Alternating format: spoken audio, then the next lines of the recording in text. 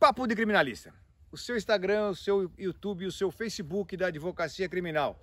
Projeto Mário de Oliveira Filho e Mauro Nassif, parceiros de vida. Estamos aí fazendo um projeto muito bacana, voltado para a advocacia criminal e em defesa do Estado Democrático de Direito.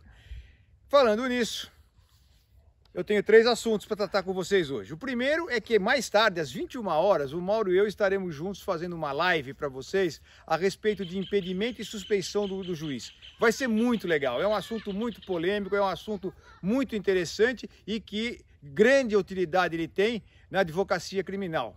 Muito bem.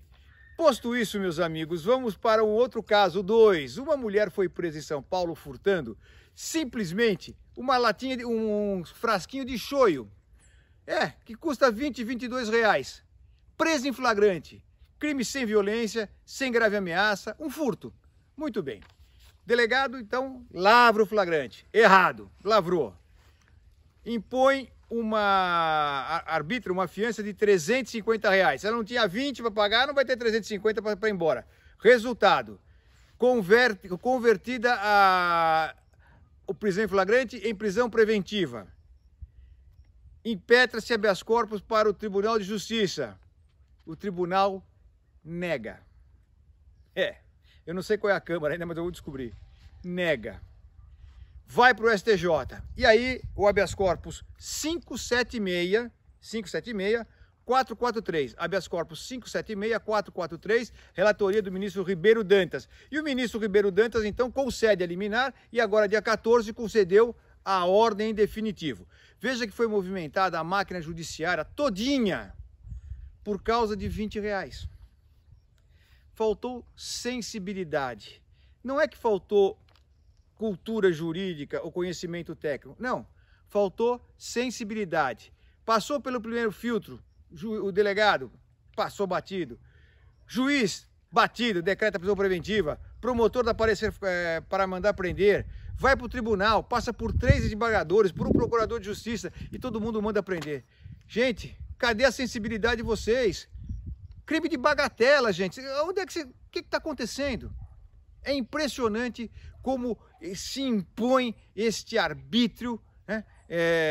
Essa arbitrariedade da invasão do direito penal criminal, na vida das pessoas, em circunstâncias que não deveriam merecer a menor atenção da justiça criminal, que deveria ser guardada para as grandes causas, para os grandes problemas sociais, que aí sim você tem que enfrentar: homicídio, latrocínio, roubo, sequestro, estupro, tráfico de entorpecentes. Mas não porque alguém pegou uma caixinha de shoyu, 22 reais. Eu já até imagino, crime impossível. Não conseguiu, talvez nem tenha saído do estabelecimento onde estava esse shoyu.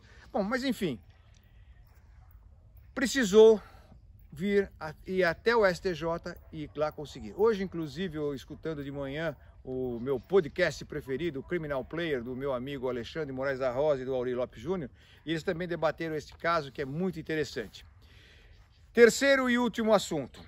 Cidade de Tarumirim, Minas Gerais. A juíza doutora Natália Cravo Lázaro Monteiro, ela baixou uma portaria um tempo atrás, dizendo o seguinte, que os presos lá que estão na comarca dela, que a cadeia pública que foi transformada em CDP, virou entrada de presos. Então os presos que são as pessoas detidas naquela região são encaminhadas para esse presídio.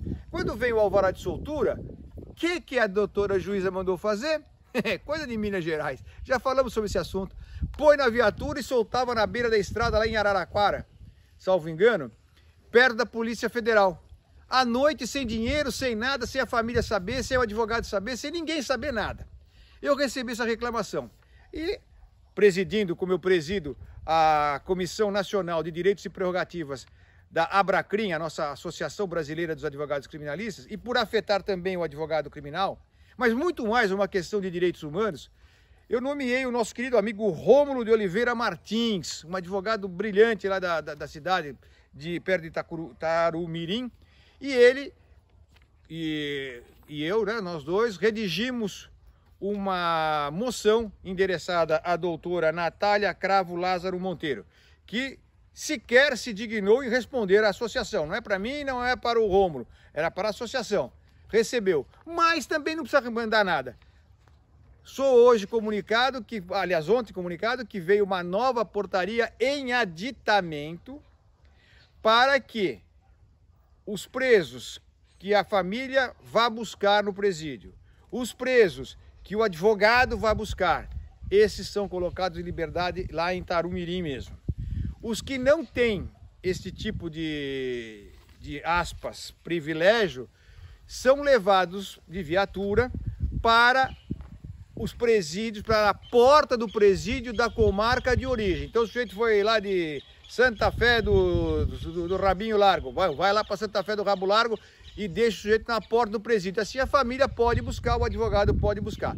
De uma forma ou de outra, foi consertado também questão de sensibilidade. Vejam como as coisas, principalmente na área do penal, funcionam na sensibilidade.